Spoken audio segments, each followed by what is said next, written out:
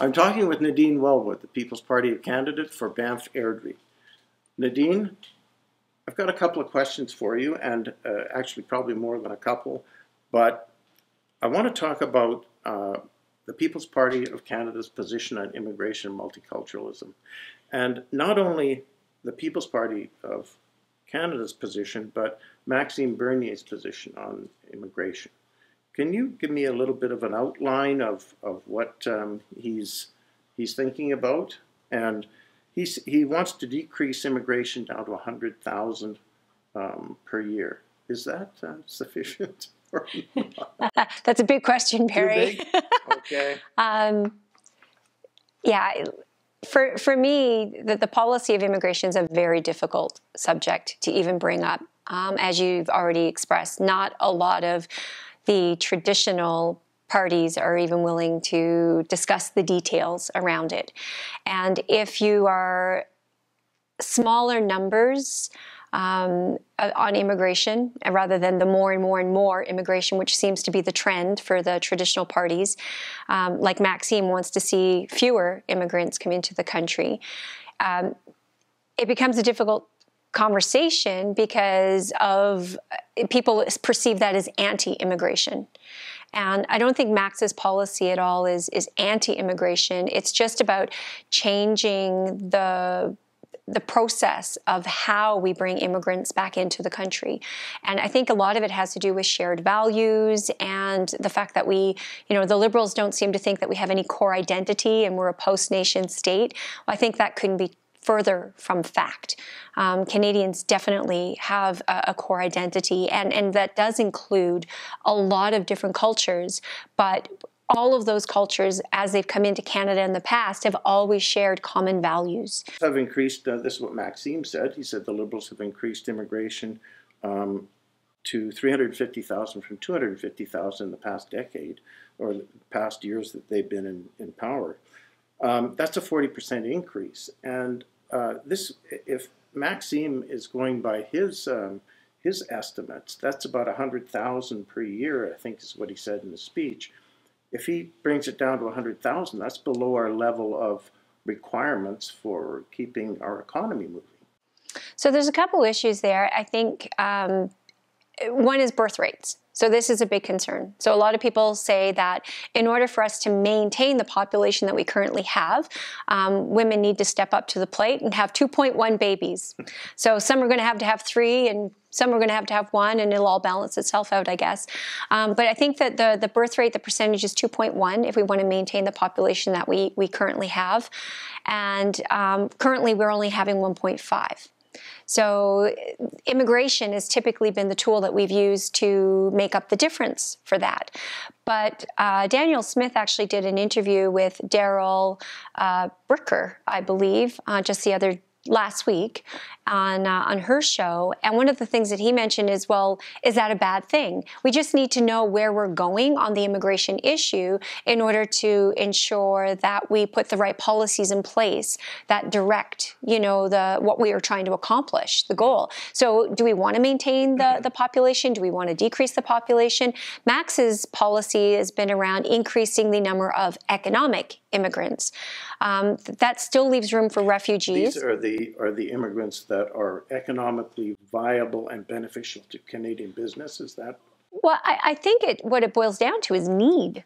Is what does Canada need? What skilled labor positions, whether that's doctors or lawyers, whether that's people who can help us at Tim Hortons, whether that's what does Canadians need? What does Canada need from a skilled labor perspective?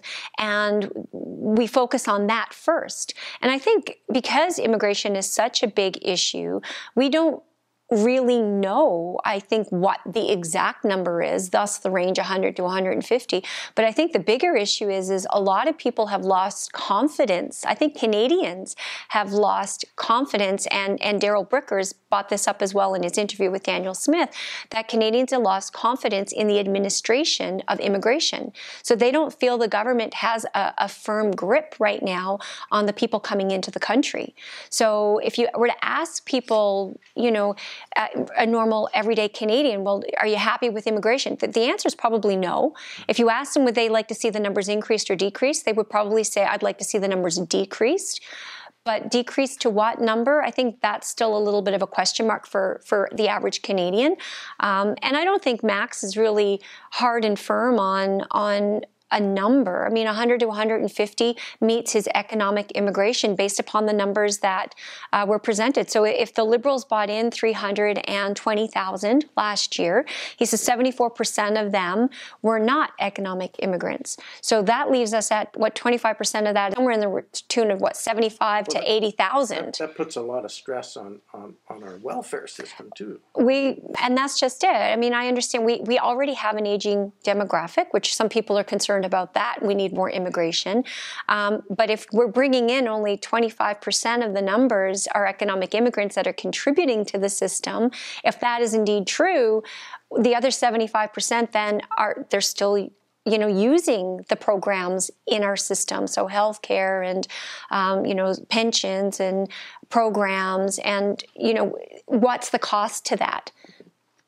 Now, Max also brought up an issue of border security. Yes. And, we've got people coming into Canada from the United States, which is a safe third country or a safe country for an immigrant to land in or for a refugee to land in. But they're coming to Canada from the United States and declaring refugee status.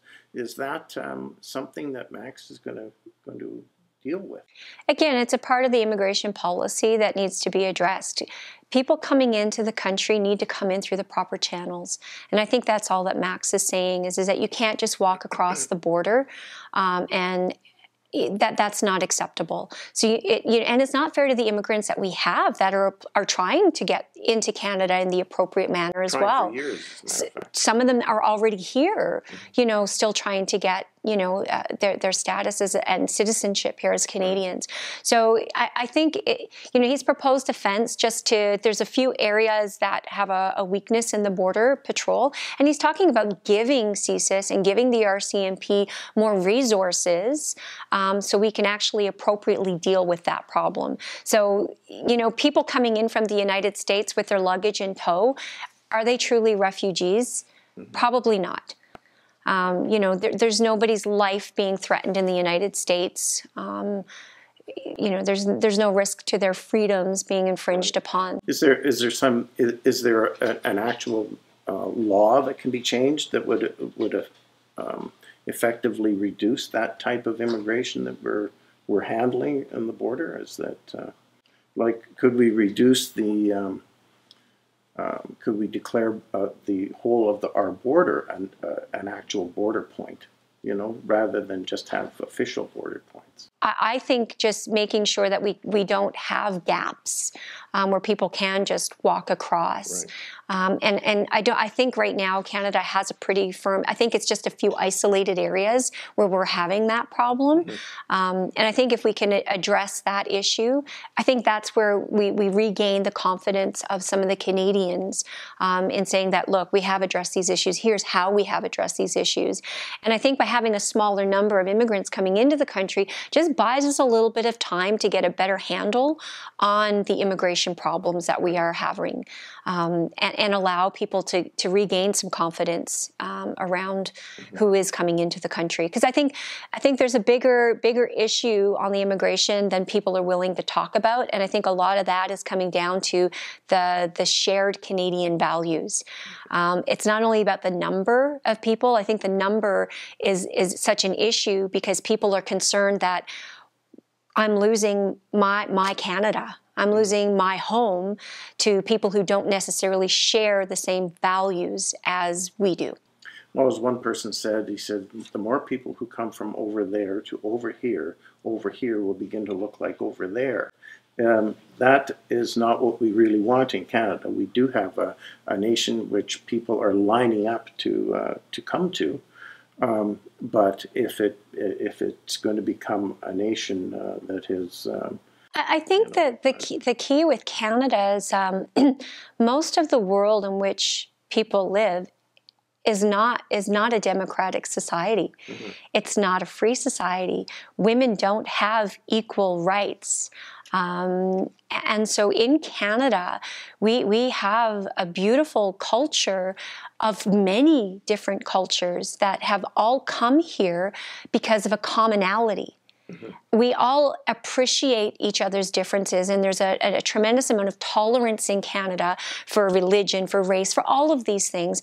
And I mean, I personally was raised, you know, I don't see color when I look at a person. I don't see race. I don't care what your religion is. I look at the person. And I think that's important, and that's Canadian. And I think that's where Canadians are feeling a little bit threatened, that we're losing some of that because there's people coming into the country that are more interested in dividing us than in sharing in the commonalities that we as Canadians value. And that is freedom, that is gender equality. You know, there is no discrimination here on race, sex, gender, political ideology. You can whatever you want to do, it's up to you. But your freedom ends where my freedom begins. You don't necessarily, that's the beauty of freedom, but it's also the responsibility that comes with freedom. Freedom is not, I get to impose my will upon you against your will. I have the right to be free from you. You have the right to be free. You have the right to object. You have the right to challenge my ideas. We're shutting down conversations today in Canada because we don't want to offend anybody. Political correctness is going to destroy this nation if we don't put a stop to it, because what it does is it stops people from talking.